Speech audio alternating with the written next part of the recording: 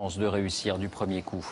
Une nouvelle donne maintenant et un nouveau mouvement de spéculation. Il y a un siècle et demi, c'était la ruée vers l'or en Californie. Aujourd'hui, c'est la ruée mondiale vers le diamant. Les prix s'envolent, portés par la demande chinoise ou indienne. On estime qu'il s'en vendra 2 fois plus d'ici à 2020, mais la production ne suit pas. Qui en profite? On verra ça dans un instant. D'abord, reportage Fanny Stenler, Frédéric Bonne avec nos bureaux à Moscou et à Bruxelles. Le diamant et ses dizaines de facettes. La plus brillante des pierres précieuses, un rêve pour beaucoup, le plus souvent inaccessible. Les diamants, si ça me fait rêver, bien sûr, c'est beau, c'est de l'art, c'est agréable à voir. Ça fait rêver surtout ma fille. Mais d'autres ne se contentent pas de rêver, ils achètent. La preuve, le marché est en pleine hausse. D'ici 2020, selon les experts, la demande de diamants devrait doubler à raison de 6% de croissance par an. Dans le même temps, la production, elle, n'augmentera que de 2,8%. Ce n'est pas le même rythme. L'offre est largement inférieure à la demande, ce qui occasionne une situation de pénurie avec des prix qui s'envolent. Les plus gros acheteurs, et c'est nouveau, on les trouve dans les pays émergents, notamment ici en Russie. Au salon du milliardaire, les parures rivalisent de taille. Il faut dire que les arguments de vente dans les bijouteries de Moscou sont imparables. Vous savez, l'âme russe est ainsi faite. Quand les hommes font ce type de cadeaux au prix élevé à leurs femmes, c'est ainsi qu'ils montrent leurs sentiments, mieux qu'avec des mots. La hausse de la demande, c'est ici à Anvers, en Belgique, dans le quartier des Diamantaires, qu'elle est la plus visible. Dans ces rues ultra sécurisées, nous sommes au cœur d'un marché de plus de 30 milliards d'euros par an.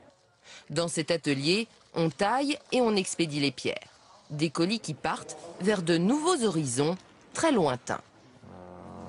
Maintenant, déjà, la Chine prend 16% du total. Avant c'était les États-Unis qui prenaient 50%, mais ils sont diminués à 40%, plus ou moins.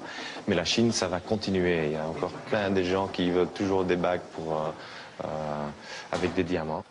D'Anvers à la place Vendôme à Paris, ces nouveaux acheteurs se permettent toutes les folies, comme cette bague d'exception. Au cœur, une pierre de plus de 5 carats, soit 1 gramme, son prix de vente, 1 million d'euros. Des pièces qui risquent de devenir de plus en plus rares dans les années à venir. Les marchandises sont de plus en plus difficiles à trouver, car qu'est-ce qui est difficile aujourd'hui à trouver? Ce n'est pas réellement le diamant. C'est le diamant dont nous avons besoin dans notre métier, c'est-à-dire les diamants de très grande qualité. Et aujourd'hui, les joailliers espèrent que de nouveaux gisements seront découverts pour continuer à alimenter le marché. Bonsoir Jean-Paul Chapelle, vous nous avez rejoint. Alors qui profite de cette flambée? Quels sont les pays producteurs de diamants aujourd'hui? Bien, David, cette production de diamants dont la valeur est en train de flamber, c'est une véritable poule aux œufs d'or pour un petit pays, le Botswana, que vous voyez ici au-dessus de l'Afrique du Sud, à lui tout seul, 22% de la production mondiale, suivi de près par la Russie, le Canada et aussi bien sûr l'Afrique du Sud. En matière de commerce, là aussi c'est en train de changer. Le diamant se négocie encore à Anvers, en Belgique, place historique, 36% des ventes, mais Anvers est en train d'être détrôné par Bombay en Inde, qui ambitionne de devenir la capitale du diamant sous la pression de la demande locale, et Tel Aviv est la 3e place. Voilà, nouvelle donne donc. Est-ce que le diamant devient, comme l'or, un objet de spéculation et d'investissement? Oui, c'est désormais une valeur refuge. Production stable et une demande qui augmente. Ceux qui ont investi dans l'or et veulent se diversifier, eh bien, ils achètent du diamant. Depuis 2009, le cours explose. Il est passé de 100 à 175 $ le carat l'an dernier. Sur le long terme, et en période de crise, ça a toutes les raisons de continuer. Voilà, la folie du diamant. Merci Jean-Paul pour ces explications.